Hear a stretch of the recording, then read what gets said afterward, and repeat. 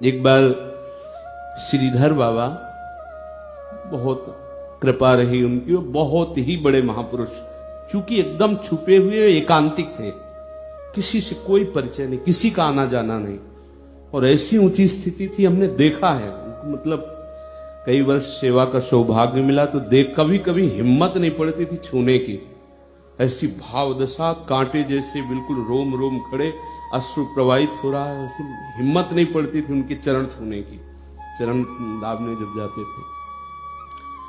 तो एक बार हमने उनसे कहा कि कभी कभी बड़ी अशांति हो जाती है, बोले भजन करने वाले को ये होती है, पर जो भजन के साथ सेवा करता है उसको नहीं होती। आप सेवा करते हो?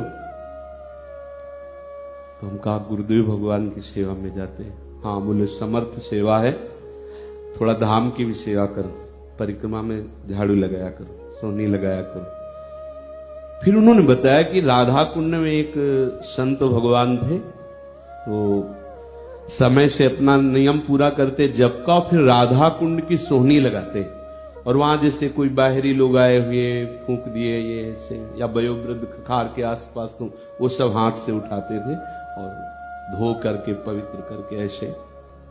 एक दिन उन्होंने देखा कि वो सोहनी लगाकर बैठे हुए नाम चिंतन कर रहे थे, तो एक काला पुरुष आया, वृद्ध जैसा, बड़ी दुर्गंध आ रही थी, पर वो कांप रहा था। अब इन्होंने कहा क्या बात है, क्या परेशानी है, तुम आके हमारे सामने खड़े हो गए हो, लेकिन तुम कांप रहे। बोले हमारी हिम्मत नहीं पड़ रही थी आपसे बात करने की, मैं आपका अशुभ प्रारब्ध हूं।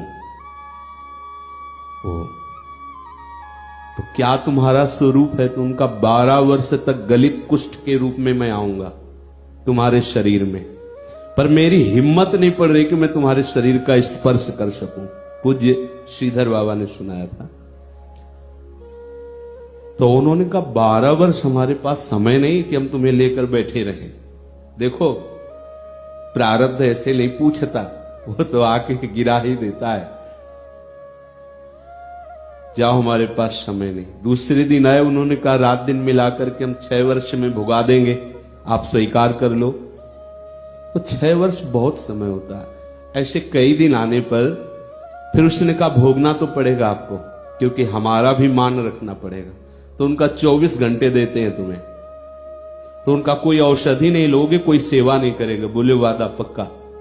एक कमरे में बाहर से ताला लगवा दिया और शिष्यों से कहा कि हम कितना भी चीखे, चिंता मत करना, 24 घंटे की केवल लीला, इसके बाद हम निकल आएंगे।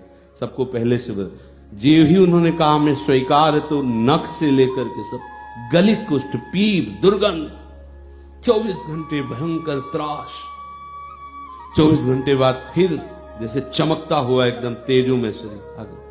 देखो 12 वर्ष यही भोगना था, लेकिन राधा कुंड की सेवा और नाम जप का प्रभाव उनको प्रारब्ध कैसे, प्रारब्ध ऐसे आ रहा है। अगर आ भी रहा है तो कितना कम, 12 वर्ष का 24 घंटे में आ रहा है, और वो ऐसे। तो क्या ये केवल उन्हीं के लिए सिद्धांत नहीं है, इस सबके लिए है। ये शरीर है, इससे कुछ शुभ अशुभ कर्म बनते रहते हैं, इस सेवा में लगावे। और सबसे बड़ी सेवा होती है आज्ञा। यदि आपके लिए आज्ञा हो गई कि आप बैठ जाओ, बस बैठ के सुनो, तो गुरु सेवा हो रही।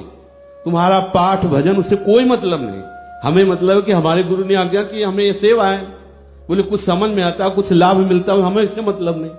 हमारे गुरु ने आज्ञा की, बैठे बैठे। जब तक आप अपने मन की चलाते रहेंगे, अनुमान लगाते रहेंगे, जब तक आप कहीं न कहीं राग द्वेषात्मक वृत्ति रखेंगे, तो एक प्रारब्ध कर्म बख्शेंगे नहीं।